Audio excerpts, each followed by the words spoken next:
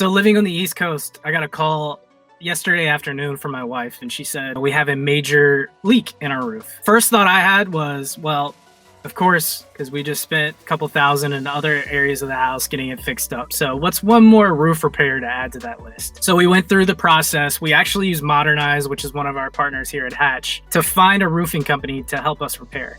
I wish I could show you the text messages she was sending me during this whole process of vetting companies, but I can't because the number of curse words she was using in those texts made me blush. Luckily, we got it all squared away, but other than a few good laughs, it actually gave me a really good topic for this intro, because why is the home improvement industry so hard to work with? Why is the customer experience from beginning such a struggle? I mean, the fact that we already had the roof repair needed and we knew we were going to spend a large sum of money that we had been saving up for a vacation or somewhere like that, and we had to do this much needed home repair, but it was a terrible experience from the get-go. You know, I think this industry is ripe for disruption. As my guest Bennett Andelman will mention later, home improvement has the 4th highest complaint rate of any industry in the world. People might not be happy going into that process. But what other things is your sales and marketing team doing to help customers through that patch of angriness? How are you nurturing them? How are you making them feel safe and feel trusted that this is an investment that has to be made and this is the company I want to go with, not this is the company that I have to go with? That's why I'm excited about today's episode. I'm being joined by Bennett Andelman, who is the Vice President of Marketing and Communications at Power Home Remodeling, which is the #2 remodeling company in the country based on Qualified Remodeler's top 500 list. What Power Home does different, they realize this pain point, and this is a major point of their marketing outreach efforts. We're going to talk a little bit about Bennett's experience coming from a marketing agency to a home remodeling company, some of the things that they're doing at Power Home to create a wholly better customer experience. And I think one of the biggest things that sets Power Home apart is their emphasis on hiring good people and keeping them happy. All of this and more on this week's episode of Built By. Enjoy.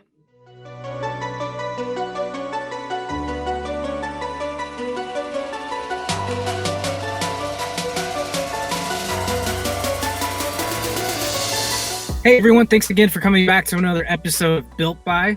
Really excited this week. I'm joined by Bennett Andelman, who is the Vice President of Marketing Communications at Power Home Remodeling. Bennett, thanks so much for joining. It is a pleasure to be here.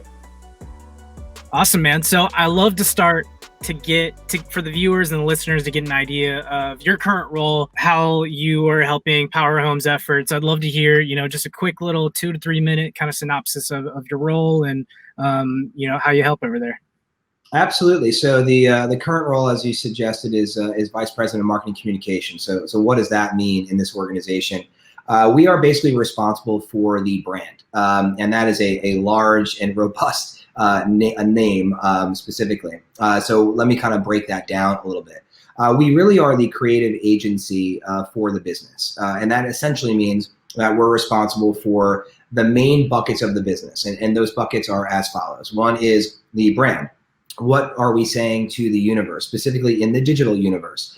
So managing and maintaining all of our social channels and all of our digital landscape is attached to this particular part of the business.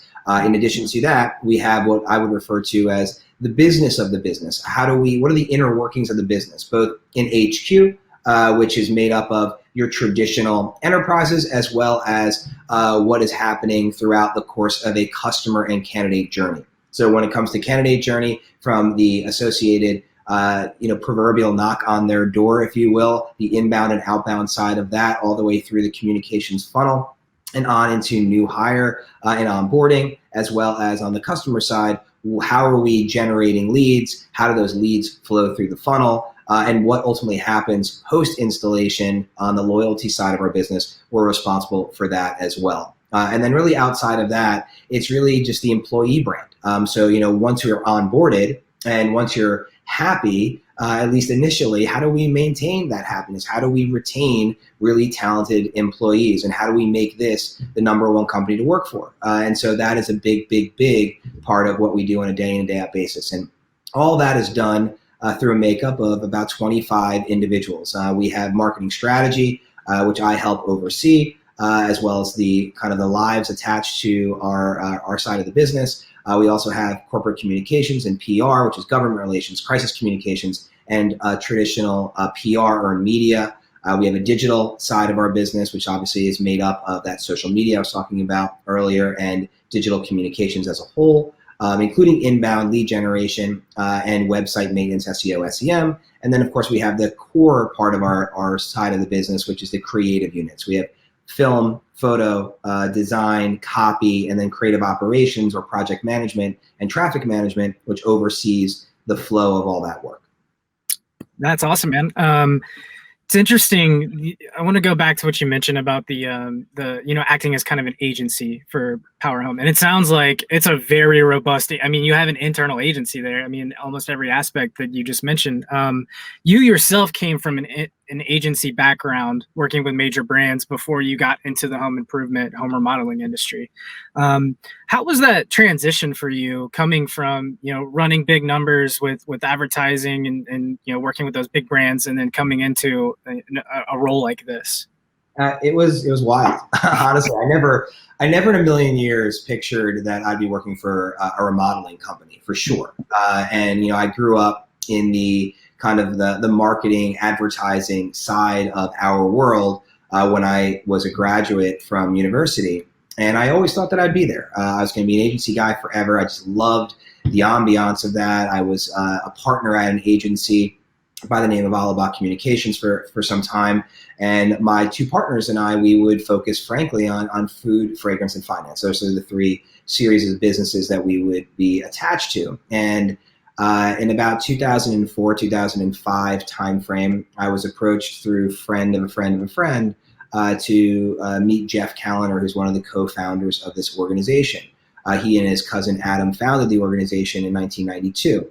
And at the time when I met Jeff, incredible guy, super, super dynamic, but I never really thought that there would be some sort of attachment. They were in remodeling and in some ways retail, and that just wasn't really a part of the business that we were trying to create. And so Power's positioning statement now is relentless dedication to improvement. Relentless is the key word, because he was relentless, and everybody at Power is relentless in pursuing what they thought would be a nice relationship or a mix of opportunity. And so Jeff kept pursuing the opportunity in favor of getting us involved in doing some digital work. And I was like, listen, if you want us to do some digital work, maintain your website. At the time, there were Power Windows and Siding, and you want us to work a little bit on SEO, SEM, and social media, which is kind of new at the time still.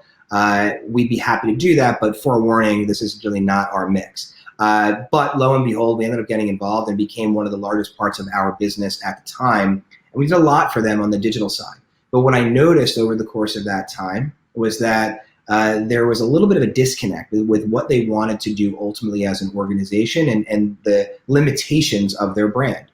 And so we created what I refer to as a brand DNA study. And that study is basically peeling back the onion, doing associated research, both aided and unaided, on having a better understanding as to the equity they had in their brand. Because as they were growing and they were looked to go to nationwide expansion, at the time they were just in Philadelphia.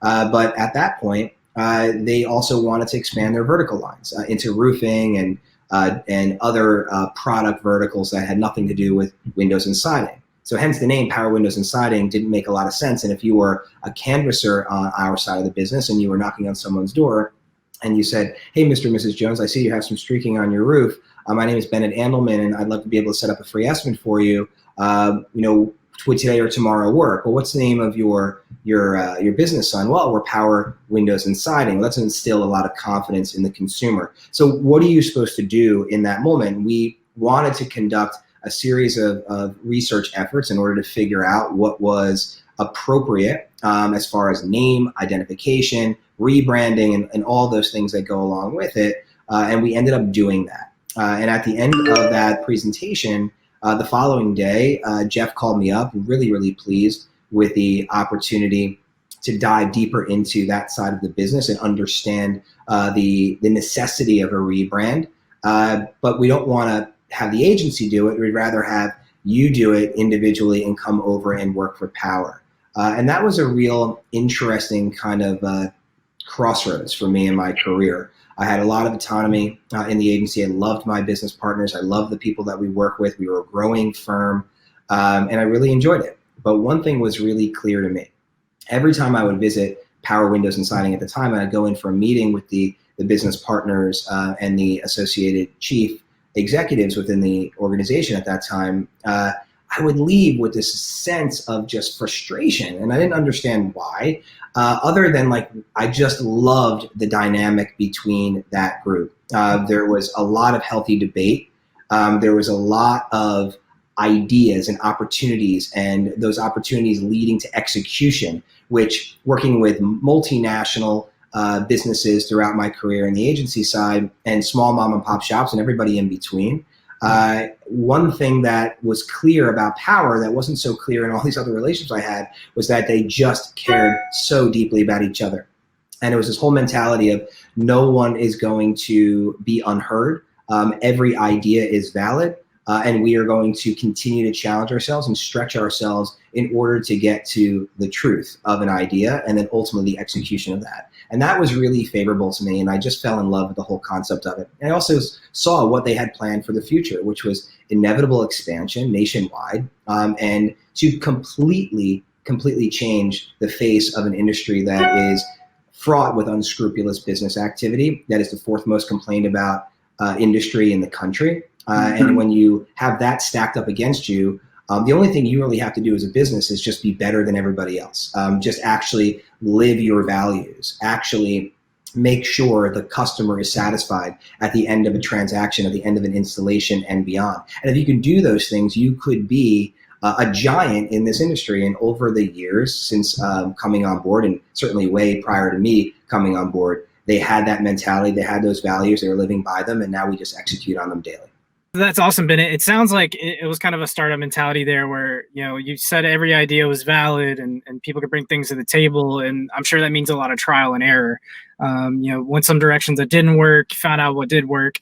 I'd love to hear, from your agency background. I think you mentioned the other day, you came in with big britches kind of thing where like, oh, I know what I'm going to do.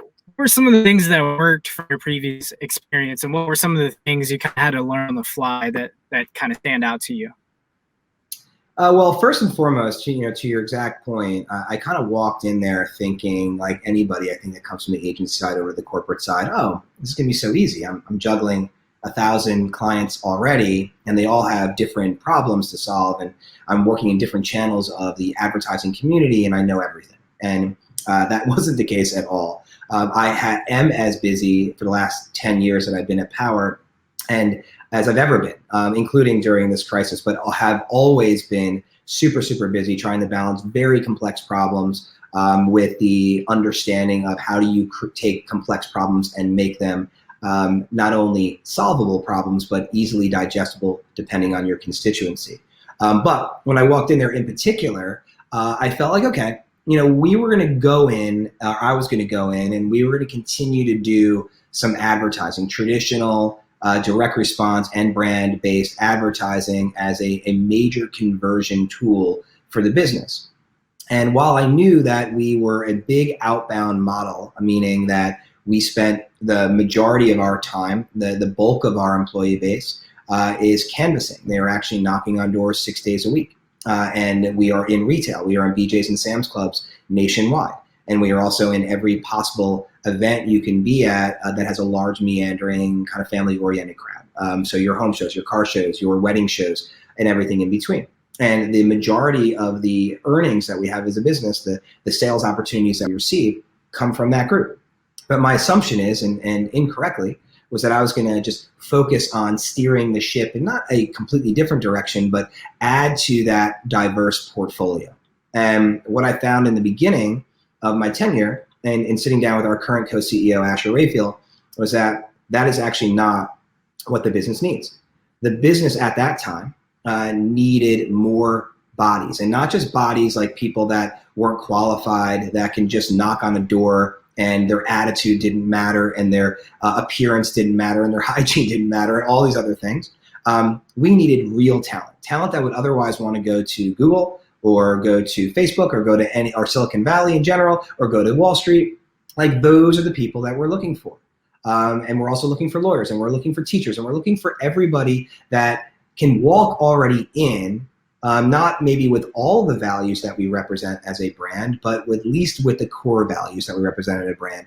And if we could find those people, we could continue to put time, effort, and money into that part of our business, continue to grow that part of the business, with advertising being really just a small supplement for our growth. And that just shocked me. I was like, I can't understand that.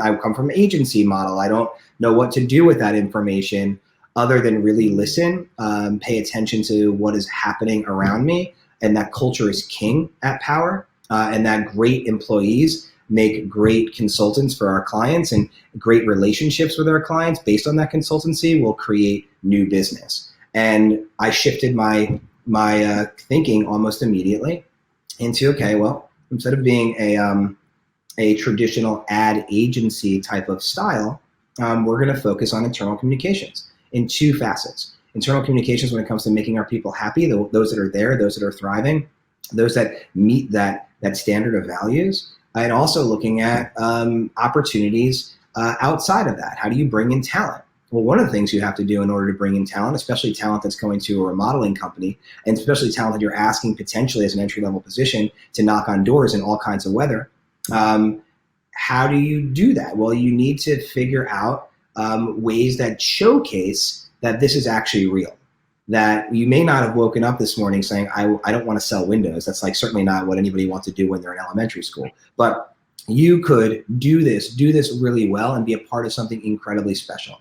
And so we focused the first 4 or 5 years of my career on that. And that led to opportunity with signing up for awards, like Top Workplace Awards regionally. And then as we grew and as we expanded, starting to expand nationwide, we had the opportunity then to sign up and register for Top Workplace Awards nationally. And not only was that an opportunity for us, but it also showcased, are we doing all the things that we say we're doing and all the things that we preach, are they actually true? Are people actually receiving that well? And are they spitting that back with their reviews of us saying, this is the best company I've ever worked for? And lo and behold, over the course of those first 4 or 5 years, we end up becoming Fortune magazine's #1 company to work for millennials. And that was enormous. And in 2015, when that came out, it completely catapulted the company in totally new directions, new positive directions. And we're beating companies like on that list, Google, Apple, Salesforce.com, et cetera, people that are typically at the tops of those lists. And we're also doing it with the extension of millennial. And we know and realize that like where everyone else was kind of in some ways failing the millennial population, and that millennials are lazy and they are entitled and they don't care about X, Y, and Z, we embraced the relationship. And what do millennials want more than anything else? They want to work for a company that believes in themselves, and they want to work for a company that thinks about the world in a different way. That is, they're working for something bigger than themselves. And we had all those things. We had opportunities to create leadership. We had opportunities for new tech, which millennials love. And most important, we were working in an industry where we were developing energy efficient products and materials that would allow our homeowners to reduce their carbon footprint and therefore save the planet. And when you combine all of those things, like, holy crap, there's like something really special here. And our teammates grabbed onto that and still have ever since. So it completely changed my perspective from a company that would be really hot on outbound, driving in lead flow, and that would be my focus, to really, really focusing our team and the growth of our team on the employee model, internal communications, development of events that make our employees happy, and the first several years of my career was dedicated to that until we flipped the switch again in 2016. Not that we weren't focusing on that, but we were adding now another layer on a new rebrand, and now onto more of the consumer marketing that we do now. In my experience as a marketer and talking to other marketers, marketing really is a game of momentum, whether it's, SEO, whether it's, getting inbound leads, whether it's, on the hiring side of things. It's all about small wins that just start snowballing into something bigger. I'd love to hear if you can recall one of your first wins that you got when you started at Power Home, where you were like, this is, I can do this. This is it. Wow. Great question. So yeah, I mean, it sounds sort of cheesy, but my first wins, and really consistently my wins, have been in building this team. At first I was a bit overwhelmed I walked into the agency world when I was early in my career, into a very large agency in the region, and they had all the inner workings of an agency, and it felt overwhelming at the time, and I was a small cog in a big wheel. And as I grew up in that agency and in that industry, understanding all the inner workings of how an agency should be built, I never thought I would have the opportunity to do it myself. And even when I was a partner at this last agency that I was at prior to Power, they were already kind of a pre-built machine. I had my own agency that I was running, which is me and a partner of mine, for 3 or 4 years, doing all the heavy lifting on our own for our clients. And I ended up merging my work with this other group. So they already had an established group. So doing it all on my own, and starting that from scratch, with me and really no one else when I first got there, other than Jeff, who was the co-founder, who was kind of running the marketing department at that time, who had many other fish to fry in the business as we were growing, was a bit daunting and overwhelming. And so really my biggest win, frankly, in my opinion, was finding initially, or hiring, if you will, this gentleman who still works for me today by the name of Ray Ladata, who is our director of digital communications currently. And when we started working together, I realized, like, wow, with this dynamic, with this type of individual and this type of vision, there is something that we could really do here to build this agency out. And in that time, fast forward now 10 years, in growing very strategically, growing the creative team out, growing the strategy team out, growing the content team out, that has been really, really exceptional. And I'm only as good as the people that I surround myself by. I think it's the old adage, right? And even I'll take it one step further with regard to what Steve Jobs used to say, and that he only hires people that are better than him. And I look at that, and it's like kind of printed in my brain. And every time I look to find a new person to work with, new talent to connect with, I'm thinking, like, I need to fill a void, and that void has to be exceptional. And we've been very, very fortunate in hiring exceptional people at all levels of our agency. And if they continue to shine the way they currently are, there's no telling what we can do. So much so that I would put our group up against most other agencies in the region, if not nationally already. One question I did have, getting back, and I think you mentioned this earlier, and you certainly mentioned it yesterday, but so Power Home has a really interesting marketing strategy, and I think you mentioned it's kind of a three-pronged thing. It's in-person, retail, and community presence. Could you expand on that a little bit about how you came up with this game plan and how you kind of executed it? Yeah, sure. Obviously it's not my game plan. This was kind of baked into the organization from the very beginning, but we realized that most of our competitors, and we affectionately call the majority of them Chuck on the back of the truck, because the majority of remodeling competitors, and we do exterior remodeling, which is window, siding, doors, and roofing primarily. The majority of those competitors are referrals of a friend of a friend of a friend. It's like this guy that I know, and he kind of does this and does this sort of well, and that's part of the reason why there's such a complaint rate in the industry, because God bless these Chucks in the backs of the trucks. They are doing everything for their business. They are doing all the marketing. They are doing the sales. They are doing the research and development. They are working with all their partners to develop smart manufacturing products, or pulling them from Home Depot or Lowe's.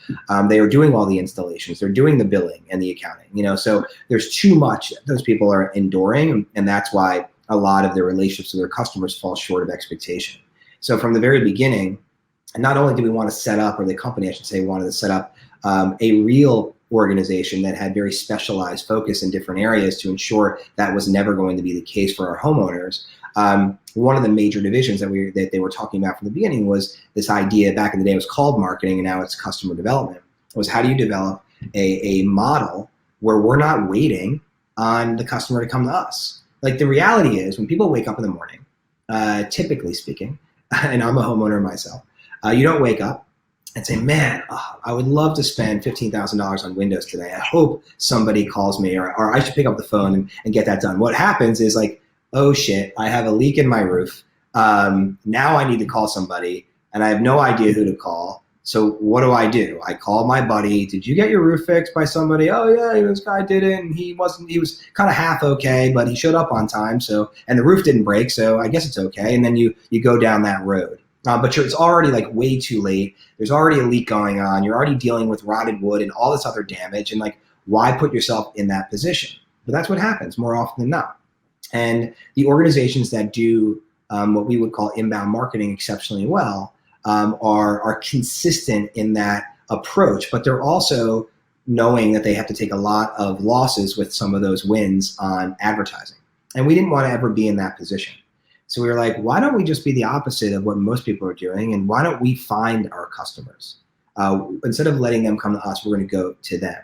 And that kind of, in essence, is what created this kind of canvassing division. And now we've split that group into 3 different components of the business, as I was suggesting a little bit earlier. We have a component of the business that is canvassing nationwide.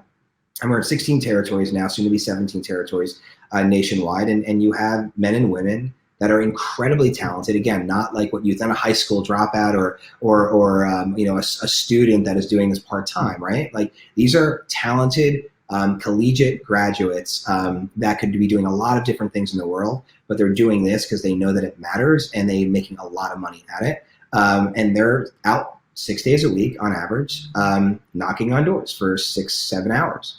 And they're going into neighborhoods that we strategically evaluate, and they're connecting with homeowners on a day in and day out basis, being the first line of defense. Like, that is real marketing. And like, if you don't have the right tone, the right personality, the right script, then your brand suffers, reputation suffers. So that's really important to us.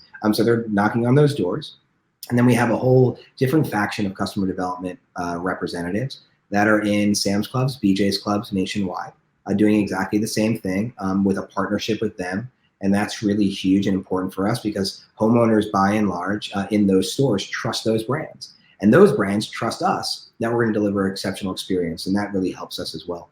And then again, as the third arm, it's like the marketing event. And a lot of our competitors, again, like, they're thinking about, well, the only events that really matter to us or where homeowners are interested in this type of work is a home show. So we're only going to focus on the home show.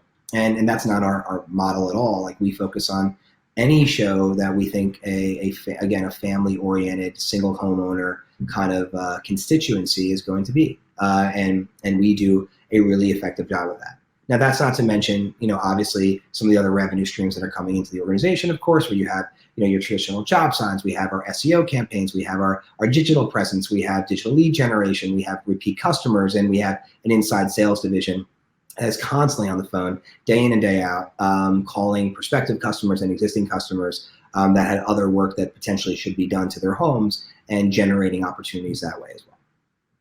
Very cool. Very cool. I think I really want to wrap it up. You've mentioned hiring a couple times, and what really stands out, I think, and what has really catapulted you, as you've mentioned before, is just the team that you have. Are always striving for the best. And I saw you were ranked, number 2, I believe, in the top 500 qualified remodeler.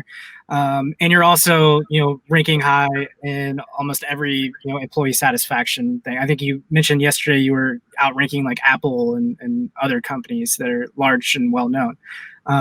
In your efforts there, and I know that brand really attracts people right off the bat. If you have a shitty looking website or something else, it only detracts from people won't trust you. In terms of maybe the brand and maybe some other initiatives, and for companies that are looking, to expand that hiring with their marketing department, how can marketing really support that function of the business, in your opinion? Yeah, well, for me, and obviously I'm a bit of a homer when it comes to this, but I think that marketing and communications are the most essential component to a business. Now, yes, you need product, you need people to sell that product, and you need homeowners, in our case, to buy that product. But it's all the things that surround that journey that are essential. And that's where marketing communications comes into play. We are steadfast in our approach to ensuring that the brand reputation is top-notch.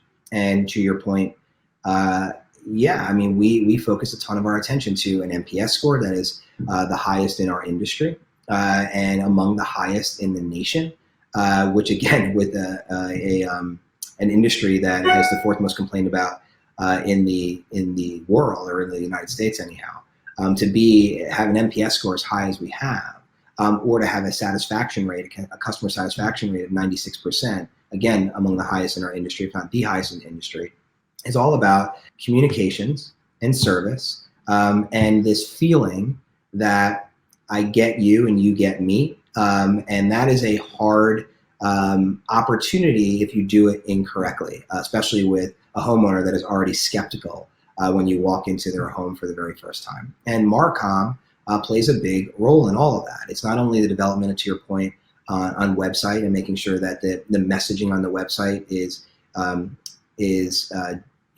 opportunity for a homeowner to look at that and say, yeah, I get this. Like, this resonates with me. There's an emotional connection that I can see being made here. But it's also, what I would refer to as the Grunt Test, which is simply like, is it simple? Do you make sense? Does it resonate immediately? Does it take 6 minutes to get to the point on your webpage? And if you're not doing those things effectively, you're not going to generate the type of lead flow that you're looking for. And outside of that, when you go into the journey, both the candidate journey, the employee journey, and the customer journey, and all three of them are essential and important to our brand. It's what is that messaging? Where are you clear? Where are you inefficient? And we are, I go back to the positioning statement of relentless dedication to improvement. Every single division within the organization, it has that kind of mantra built into their heads. And, for us, every morning we wake up, we're desperate to poke holes in everything that we do and everything that are what I would refer to as our clients, which is all the departments within the organization. Where are there holes in their game? Where do they need our help? Can we do a better job of communicating in this part of the customer journey with our customers? And how does that work? Well, we can do better email communications here. We can do a better text-based communication here. We can be smarter about how we confirm our appointments here. We can give bios of our reps to homeowners that want to know what the people look like that are coming to their home and what are their hobbies and do they have dogs and all those things. Like, why not make that relationship better? Why not give our constituencies what they actually want and really thinking about that and focusing in on that? And so, all parts of our business, funnel around the work that we're doing. And we're just blessed to not only have access to this amazing talent in all sides of our business, but we're blessed that they want to hear from us and that they want our help and they believe in our production value and they believe in the assets that we offer. And when all of those things combine, which they've done very well over the years that I've been here, with people that believe in each other, the secret sauce is simple. Just listen, learn, and execute. And we continue to do that on repeat over and over and over again. That's awesome. Bennett, that's really all the questions I had. I think this has been extremely invaluable, for our listeners and anybody interested really in taking their marketing to the next level.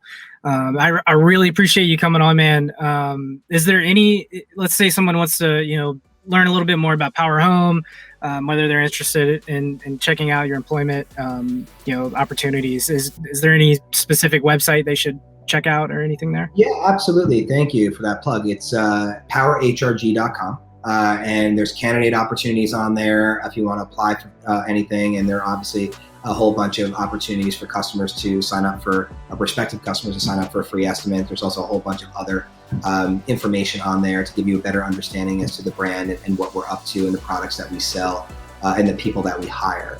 So that would be, sort of the number one. And if anybody wants to reach out to me, it's easy enough to find me through Power or through my LinkedIn profile, any of that stuff. And I'm an open book as discussed today. So I'm happy to have any discussions with you that you like. Awesome, man. Thanks again so much. You got it. Thank you so much.